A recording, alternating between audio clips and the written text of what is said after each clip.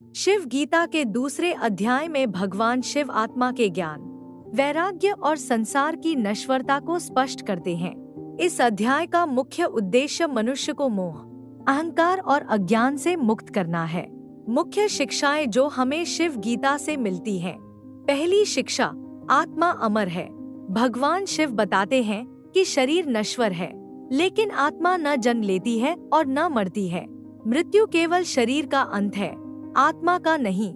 जैसे पुराने कपड़े उतारकर नए कपड़े पहन लिए जाते हैं, वैसे ही आत्मा एक शरीर छोड़कर दूसरा शरीर धारण करती है। दूसरी शिक्षा, संसार क्षणभंगुर है। संसार का सुख, धन, पद और मान सम्मान सब अस्थायी हैं। इनसे आसक्ति दुख का कारण बनती है। जैसे सपने में दिखा धन जागने पर समाप्त हो जाता है, वैसे ही संसार का मोह भी क्षणिक है।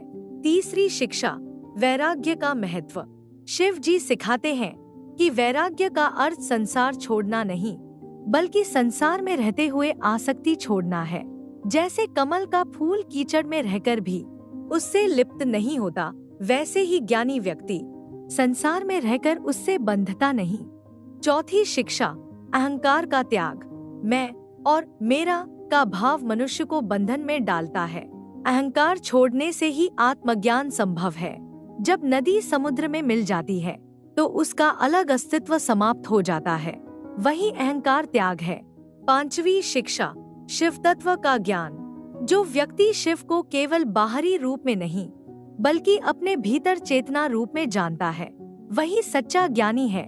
जैसे दीपक बाहर भी प्रकाश देता है और भीतर भी, वैसे ही शिव बाहर भी हैं और भीतर भी।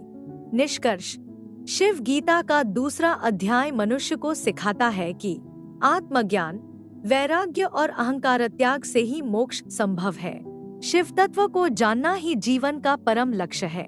यदि आपको यह वीडियो पसंद आया हो तो शिव गीता के सभी अध्यायों की व्याख्या देखने के लिए चैनल को सब्सक्राइब करें और लाइक करें। धन्यवाद।